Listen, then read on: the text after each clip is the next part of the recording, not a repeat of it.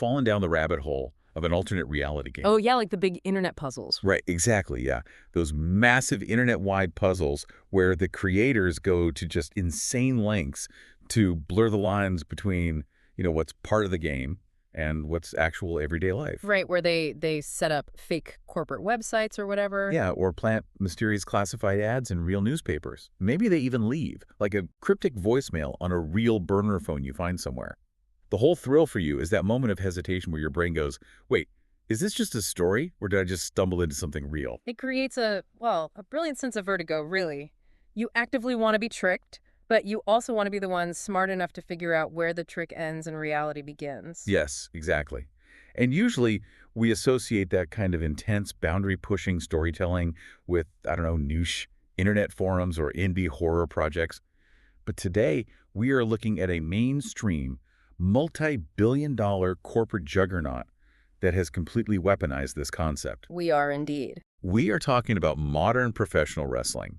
Specifically, we have a massive stack of sources breaking down the July 6, 2026 broadcast of Monday Night Raw. Which was, quite frankly, a masterclass in psychological manipulation. Completely. And we're pulling from wrestling journalism giants, PW Torch, Wrestle Talk, WrestleView, Fightful, Diva Dirt, alongside some incredibly heated fan debates from the RSantaZap Videos subreddit.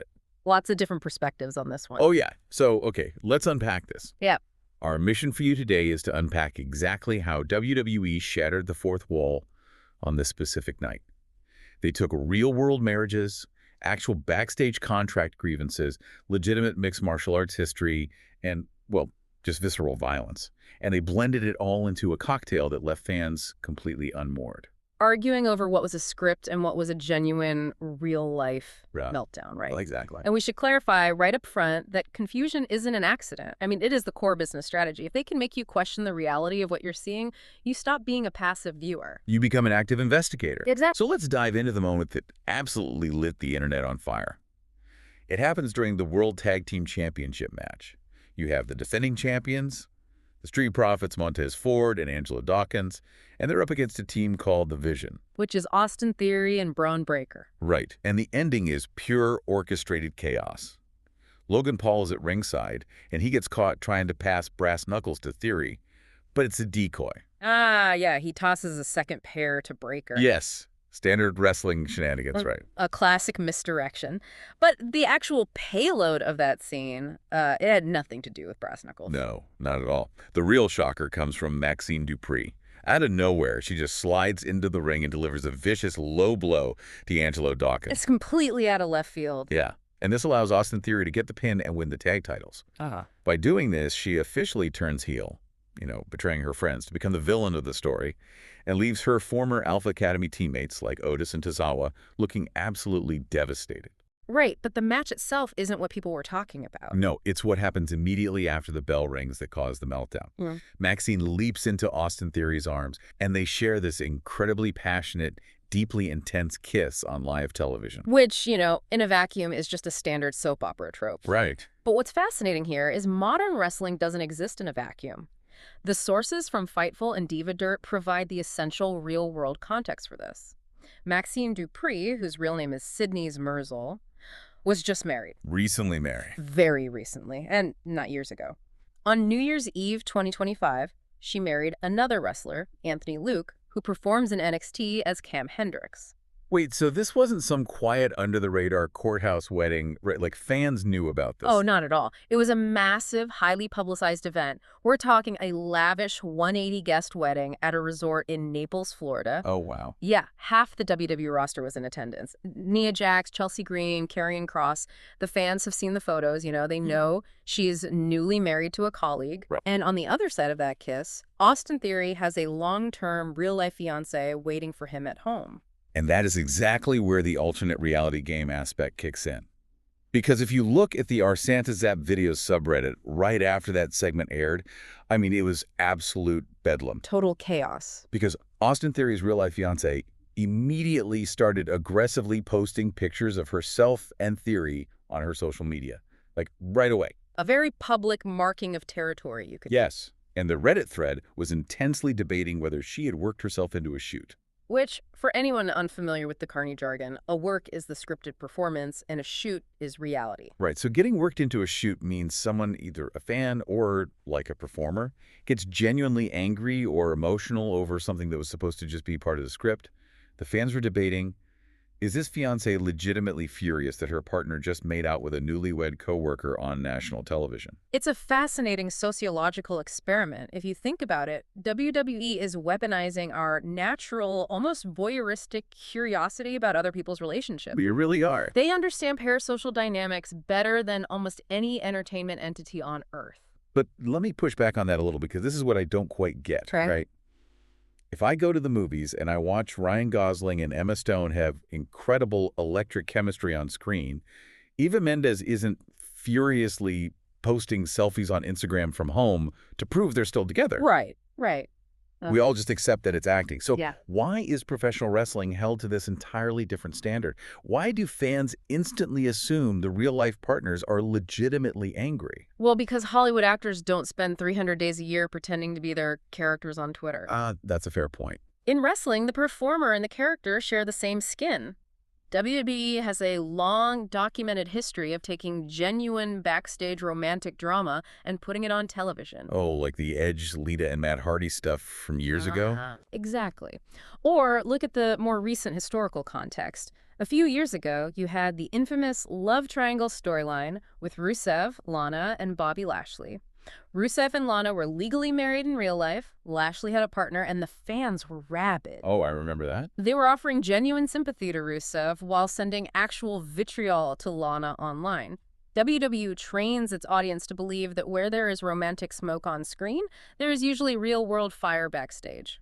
So you're saying WWE intentionally blurred this line on Raw to trigger that exact Reddit response? Like, they wanted that specific reaction. Absolutely. Think of it like a political spin doctor throwing red meat to a specific base. They know that a standard tag team match might get a polite golf clap. Right. But if the audience believes they're witnessing a real-life marriage being threatened in real time, they become emotionally compromised. The confusion is the currency. Okay, so weaponizing social media and real-life marriages is one way to blur the line, but that's almost, I don't know, the passive side of it. How do you mean? Well, the fans have to seek out the Instagram post to get the full effect. What happens when the company actively brings reality into the ring? Like right in front of a live microphone. Because romantic storylines weren't the only tool they used to break the fourth wall on this episode. Let's look at the meta promos. Yes. The meta grievance. This is becoming a highly polarizing tactic in modern wrestling. Here's where it gets really interesting, and polarizing might be an understatement. So Seth Rollins gets into the ring to cut a promo. Now, they're in Chicago, so the crowd immediately starts chanting for CM Punk. Of course they do. Right, but Seth completely ignores them. He says he doesn't care about Punk because his real target is Roman Reigns. But Seth doesn't just say, like, he wants to beat Roman for a championship. He complains that Roman was the chosen one from day one. Yeah, he explicitly says Roman was handed marquee spots regardless of talent. Yes, he says Roman works 10 times less, but makes 10 times more money. He's pulling back the curtain on the corporate hierarchy. I mean, he isn't talking about a fighting competition. He's complaining about the payroll and the booking decision. Exactly, and then LA Knight comes out to interrupt him. Knight calls Seth boring, but then he goes a step further and accuses Seth of just manipulating numbers to hold guys like Knight down. Which is very inside baseball. Very. Knight literally tells Seth that he isn't getting a title shot just for nostalgia's sake, just to protect his push. And just so we're clear for everyone, a push is industry slang for management deciding to feature a wrestler prominently. Right, pushing them up the card. Yeah. And the whole thing eventually devolves into a brawl with Jimmy Uso and Jacob Fatu running out, but the verbal damage was already done. And by damage, we really need to look at Wade Keller's report from PW Torch. He specifically noted that during this exchange between Rollins and Knight, the live Chicago crowd went completely dead. Yes. Which brings me to a big question for you. I look at this and I think, when you have baby faces, you know, the composite heroes of your television show, standing in a ring, whining about who management has chosen to put on the marquee, or accusing each other of manipulating metrics, it doesn't sound like two gladiators preparing for a blood feud. No, it doesn't. It sounds like two mid-level managers at a regional dental supply company complaining about the corporate depth chart. Doesn't pointing out the script completely ruin the fun of the script for you? It absolutely can, and that is the inherent danger of the meta promo. Professional wrestling relies on a very fragile psychological construct called the sports illusion. Okay, the sports illusion. Right. The audience agrees to pretend that the main event of WrestleMania is earned purely through athletic merit.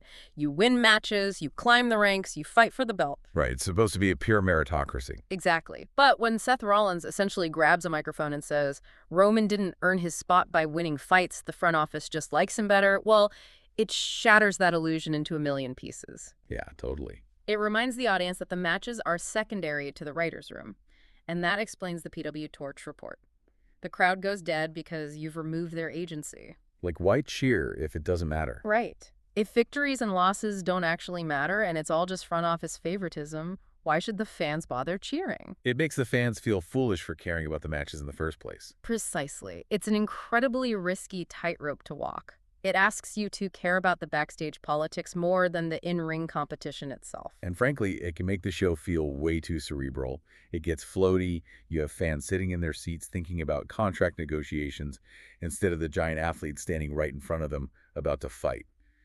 So when the meta-narrative alienates the crowd like that, how does WWE snap them back into the moment? Well, this raises an important question, and the answer is simple. You drop an anvil on reality. You introduce undeniable visceral trauma. And that brings us to the opening of the broadcast, which was an absolute massacre. It really was. Let's set the scene. Sami Zayn arrives at the arena in this beautiful convertible sports car. He is gleefully holding his newly won, undisputed WWE Championship.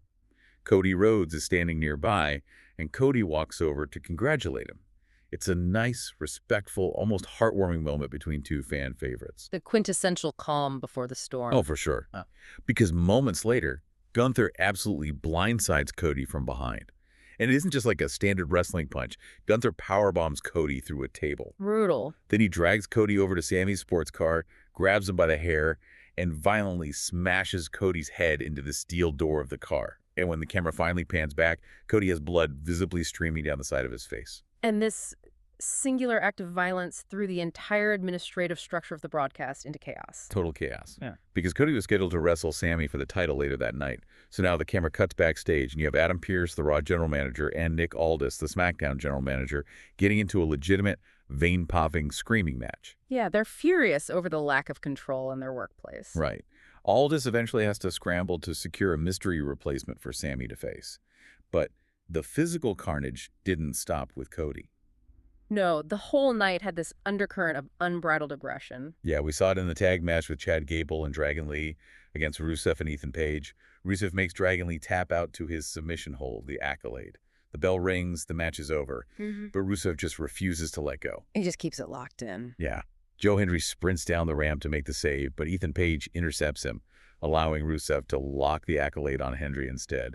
It took a swarm of referees and backstage officials literally prying at Rusev's arms to finally break the hold as Hendry cried out in genuine pain. And we saw that exact same chaotic, uncontrolled energy in the women's division, too. Yes. Soruka was defending her Intercontinental title against Raquel Rodriguez. And Sol only manages to retain the title because Io Sky launches a massive surprise moonsault out of absolutely nowhere, just wiping out Liv Morgan and Roxanne Perez, who were trying to interfere on the outside. It was just bodies flying into barricades all night long. And if we step back and analyze this structurally, it's brilliant. I mean, how do you balance a soap opera kiss with a horrific car door smashing? How do those two things even exist on the same television show?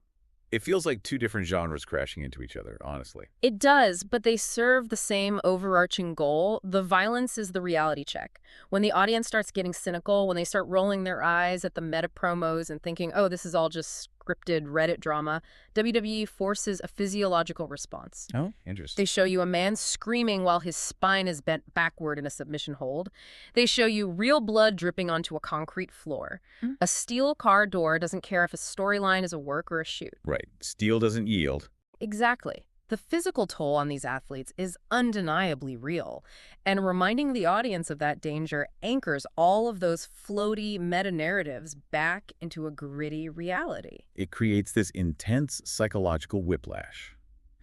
But there is one figure on this show who seemed to perfectly understand how to harness that whiplash. One guy who manages to tie the backstage politics, the real-world facts, and the visceral violence all together. He is the puppet master behind the scenes and the ultimate mouthpiece on the screen. We are, of course, talking about Paul Heyman. Paul Heyman. He was dealing with a dual crisis on this episode. Right. Earlier in the night, he issues a stark ultimatum to Austin Theory. He basically tells him, bring me something worthy of my time or don't bother coming back. Which is exactly what directly leads to Maxxine's interference and Theory winning the tag titles. Yeah. Heyman even takes to Twitter right after the match to post the first step. He is always seeding the narrative across multiple platforms, right? He never stops working. But Heyman's biggest, most compelling moment of the night is his in-ring promo battle with Obafemi. Heyman comes out to warn Obafemi about his upcoming match against Brock Lesnar at SummerSlam. But Heyman doesn't just say, like, Brock is stronger than you. Heyman invokes reality. He grounds it. Yeah, he hypes Brock Lesnar's legitimate, real-world UFC credentials. He reminds everyone that Lesnar beat The Undertaker twice inside Hell in a Cell, and he starts referring to the cage as the Brocktagon. Merging the very real, very bloody history of mixed martial arts with the mythos of WWE. Exactly. But Obafemi doesn't back down an inch. Oba fires right back. He looks dead at Heyman and calls him just a mouth. He tells him, mouths can't feed without hands. And then Oba promises to dismantle Lesnar in Lesnar's actual real-life hometown of Minneapolis. It's an incredibly layered confrontation. So what does this all mean? I have a theory about this, but tell me if I'm off base. To me, Paul Heyman is acting like a brilliant defense attorney. Okay, let's hear it. He stands in front of the jury, the audience, and he presents absolute, undeniable facts. Lesnar really was the UFC heavyweight champion. The Undertaker streak really did end. Minneapolis is a real city. And he takes those cold, hard facts to build a convincing case for a completely fictional narrative. Does that make sense?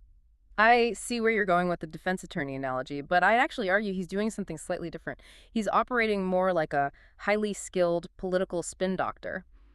In cognitive psychology, there's a concept called a truth sandwich. Wait, what's that? A truth sandwich? Yeah, it's how you get someone to accept a questionable narrative. You take your fictional claim that Obafemi is going to be locked in a cage with an unstoppable monster, and you place it between two undeniable, verifiable pieces of reality. Okay, I'm following. So, fact one. Brock Lesnar broke real bones in the UFC. Fact two. The event is taking place in the very real city of Minneapolis. Your brain processes the undeniable facts, lowers its skeptical defenses, and just swallows the fictional claim hidden in the middle as part of the reality. Wow.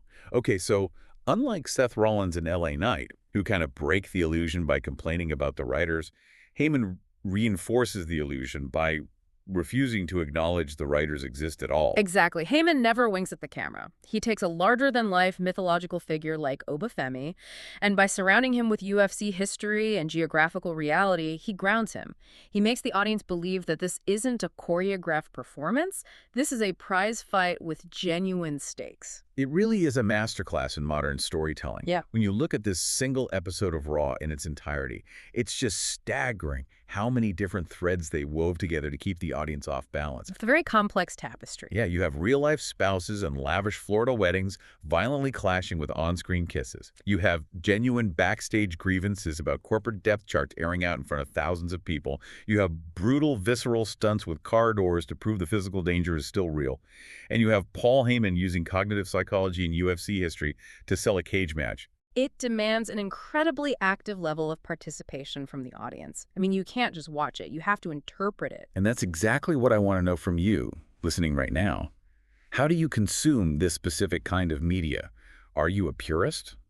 Like, do you just want to sit back, ignore the internet rumors, and enjoy the athletic competition between the ropes? Or do you love the ARG aspect of it all? Yeah, exactly. Yeah. Are you the kind of fan who jumps onto Reddit the second a segment ends to decode a wrestler's fiance's angry Instagram story? It's a fascinating evolution of how we engage with fiction, honestly. And I want to leave you with one final, slightly paranoid thought to ponder. Oh, I like paranoid thoughts. Well, we look at Austin Theory's fiancé posting aggressively on social media, and we instinctively assume that is a genuine crack in the facade.